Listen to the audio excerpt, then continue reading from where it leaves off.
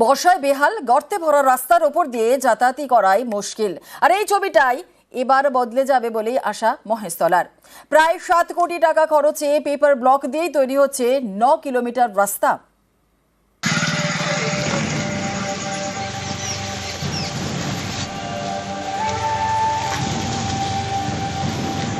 বর্ষা এলেই বিপত্তি।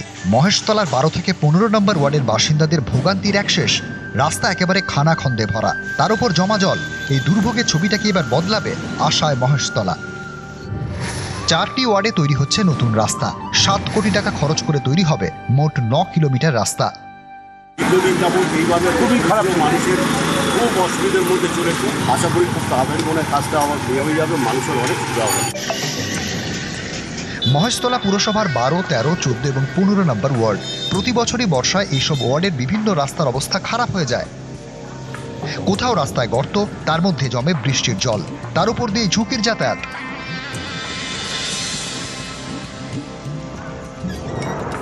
মহেশতলা সরকারপুল থেকে মোহন ডাক্তারের মোড় পর্যন্ত 3 কিলোমিটার রাস্তা। মোহন ডাক্তারের মোড় থেকে বেনের দোকানের মোড় পর্যন্ত 4 কিলোমিটার রাস্তা। মোহন ডাক্তারের মোড় থেকে চককেন্দুয়া পর্যন্ত 1 কিলোমিটার রাস্তা। এই সব রাস্তাতেই ভোগান্তির এক শেষ। চককেন্দুয়া থেকে তেমাথানি 1 কিলোমিটার রাস্তার হালও তথৈবচ। স্থানীয়দের দাবি, ফি বছর রাস্তা সারাই হয়, কিন্তু এলাকা নিচু হওয়ায় জল জমে যায়, ফলে রাস্তা আবার যে কে সেই। আমরা জন্মলগ্ন থেকে, এমনকি আমার বাবা জ্যাঠাদের আমলে শুনে এসেছি যে শিবরামপুরের মানে বেহাল অবস্থা। এর আগে আমরা অনেক জনপ্রতিনিধি পেয়েছি, কিন্তু কোনোদিন কোনো সুরাহা হয়নি। অস্থায়ীভাবে প্যাসিংয়ের কাজ হয়েছে, রাবিশ পেলে কাজ হয়েছে। এই তাপ্পি মারা কাজ আর নয়, এবার মহেশতলা 4টি ওয়ার্ডে পাকাপোক্তভাবে রাস্তা তৈরি করা হবে। পেপার ব্লক দিয়ে তৈরি হচ্ছে 9 কিলোমিটার রাস্তা। দুটি ওয়ার্ডে খুব নিচু জায়গা মহেশতলার মধ্যে, জল জমার ফলে সেখানে যতবারই আমরা মহেশতলা পৌরসভা থেকে আমাদের চেয়ারম্যানের পক্ষ থেকে রাস্তা করা হচ্ছে, রাস্তাগুলো থাকছিল না। যতগুলি ওখানে পিচ রাস্তা আছে, ঠিক আছে, সবকটা রাস্তাই আমরা ব্লকের রাস্তা করছি এবং ধাপে ধাপে প্রত্যেকটাই স্যাংশন হয়েছে। মহেশতলা থেকে সমীর মণ্ডল, নিউজ 18 বাংলা। বাড়িতে গিয়ে হাওড়ায় যুবকের মৃত্যু। হরিণঘাটায় অস্বাভাবিক মৃত্যু ঘিরে তৈরি হয়েছে রহস্য। এটা কি আত্মহত্যা নাকি খুন?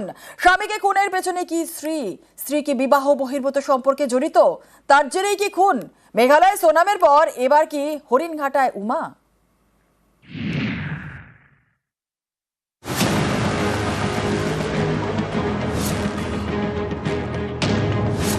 বছর 33-এর শুভেন্দু সাহা, বাড়ি হাওড়ার শিয়ালডাঙ্গায়। 2020 সালে নদিয়ার হরিণঘাটার উমার সঙ্গে বিয়ে হয়।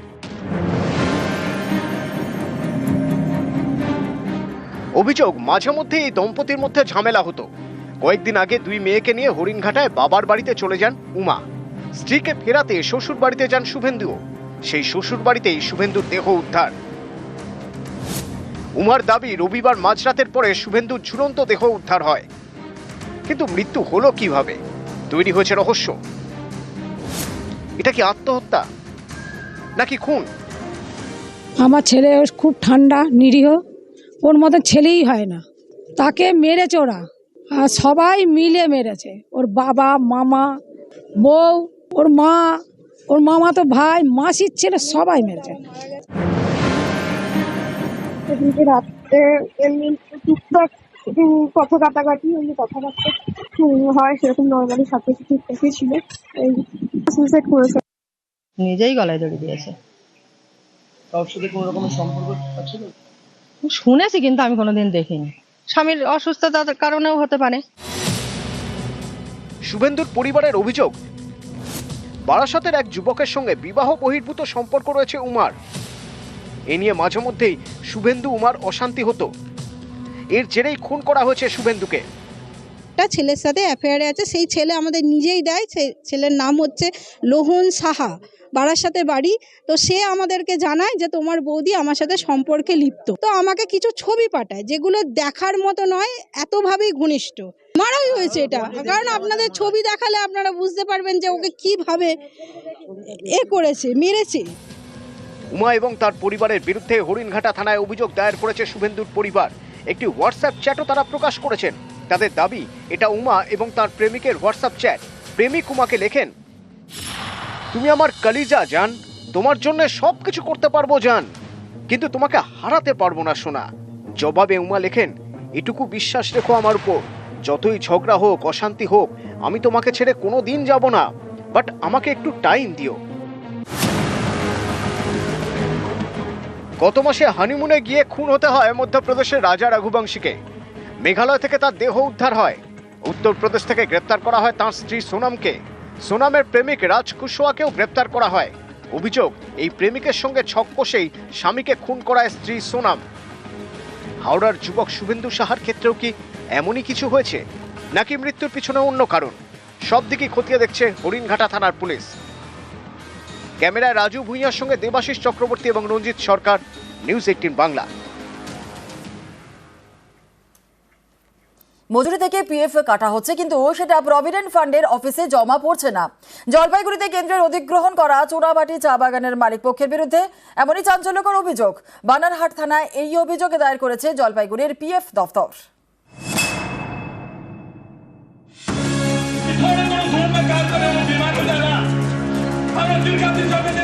মজুরি থেকে পিএফ হিসেবে কাটা হচ্ছে 12% টাকা, কিন্তু সেই টাকা পিএফ দফতরে জমা করা হচ্ছে না। জলপাইগুড়িতে কেন্দ্রীয় সরকারের অধিগ্রহণ করা চুনাভাটি চা বাগান, এই চা বাগানের বিরুদ্ধে থানায় অভিযোগ দায়ের করেছে জলপাইগুড়ি পিএফ দফতর। एलिगेशन यही है कि इन्होंने एम्प्लॉय शेयर काट लिया है और उसको जमा नहीं किया है। ये ब्रीच ऑफ ट्रस्ट होता है, अमानत में खयानत, और इसके लिए आईपीसी की धारा 406 409 के तहत एफआईआर की कार्रवाई हमने की है। इसमें মাসে মাসে কাটা হয় পিএফ। অবসরের পর এই পিএফ এর টাকা বড় ভরসা, সেই পিএফই জমা পড়ছে না বলে অভিযোগ। यहाँ हम लोग का पीएफ का पैसा जमा नहीं हो रहा है, यहाँ पर ग्रेजुटी पैसा दिया नहीं जा रहा है। इसका बाद में जो गलती वैकेंसी मिलता है रिप्लेसमेंट, वो नहीं किया जा रहा है। জলপাইগুড়ি জেলায় কেন্দ্রীয় সরকারের অধিগ্রহণ করা 4টি চা বাগান রয়েছে। এই 4টি চা বাগানের বিরুদ্ধেই পিএফ এর টাকা কেটে অ্যাকাউন্টে না ফেলার অভিযোগ। আগেই বানারহাট, কারবালা এবং নিউ ডুয়ার্স চা বাগানের বিরুদ্ধে অভিযোগ দায়ের করা হয়। এবার সেই তালিকায় কেন্দ্রীয় সরকারের অধিগৃহীত অ্যান্ড্রিউ ইউল সংস্থার চুনাভাটি চা বাগান। এই চা বাগানের মালিকপক্ষের বিরুদ্ধে বানারহাট থানায় অভিযোগ দায়ের করেছে জলপাইগুড়ি পিএফ দপ্তর।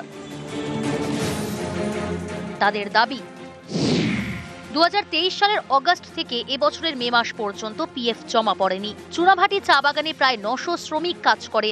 তাদের মজুরি থেকে 1,75,00,000 টাকা কাটা হয়েছে, কিন্তু সেটা পিএফ দফতরে জমা করেনি চা বাগানের মালিকপক্ষ। পিএফ দপ্তর কেন্দ্র সরকারের আন্ডারে, তারা যদি বঞ্চনা করে এফআইআর করেছে, এন্ডুলের যে সমস্ত আধিকারিকরা আছেন তাদেরকে অবিলম্বে অ্যারেস্ট করে এদেরকে জেলে পুরে দেওয়া দরকার এবং শ্রমিকদের পিএফ যাতে ফেরত পায় তার ব্যবস্থা করা। কোনটা কেন্দ্র কোনটা রাজ্য আমরা চাই না। চা বাগানে বঞ্চিত নিপীড়িত মানুষের বিরুদ্ধে যারা পয়সা মেঝে প্রত্যেকের শাস্তি আমরা দাবি করছি। জলপাইগুড়ি থেকে শান্তনু কর ও রকি চৌধুরী, নিউজ 18 বাংলা।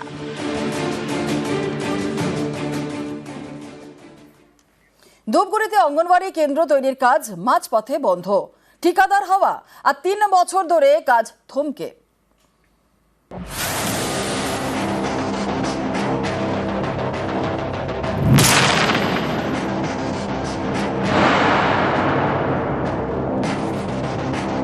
জলপাইগুড়ির ধূপগুড়ি, এখানকার ঝাড়ালতা 2 নম্বর পঞ্চায়েত এলাকায় নতুন অঙ্গনওয়াড়ি কেন্দ্র তৈরি হওয়ার কথা ছিল।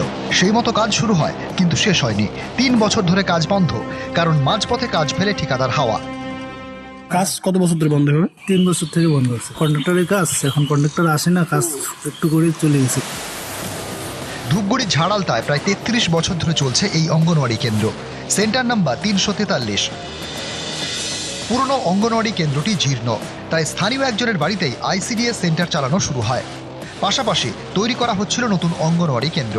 অভিযোগ, 3 বছরেও সেই কাজ শেষ হয়নি। মাঝপথে ঠিকাদার বেপাত্তা। এখনও স্থানীয় ওই বাসিন্দার বাড়িতেই চলছে আইসিডিএস সেন্টার। রান্নাঘরের চাল ভাঙাচোরা, বৃষ্টি হলেই জল পড়ে।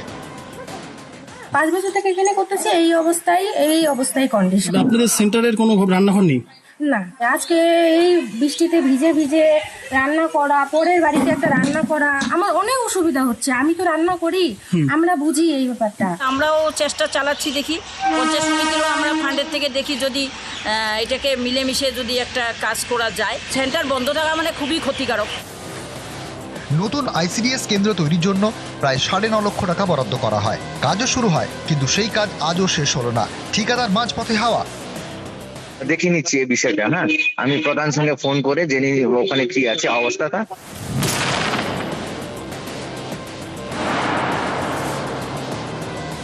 সমস্ত পয়সা উঠিয়ে নেওয়া হয়েছে, কাটমানি হিসেবে খেয়েও নিয়েছেন। হয়তো কিছুদিন পর সেটাকে আবার রিপেয়ারিং দেখানোর জন্য আবার পয়সা নেবেন। তাই আজকে প্রকল্পটি বিষবাও জলে অর্ধনির্মিত হয়ে দাঁড়িয়ে আছে। আমার কাছে এরকম কোনো তথ্য নেই যে অভিযোগ করেছে। যদি প্রশাসনিক স্তরে অভিযোগ করে থাকে, প্রধান বা পঞ্চায়েতের কাছে, সংশ্লিষ্ট এলাকার পঞ্চায়েতের কাছে যদি অভিযোগটা করে থাকে, নিশ্চিতভাবে আমি খুব দ্রুত তার খোঁজখবর নেওয়ার চেষ্টা করব। জলপাইগুড়ি থেকে রকি চৌধুরী, নিউজ 18 বাংলা।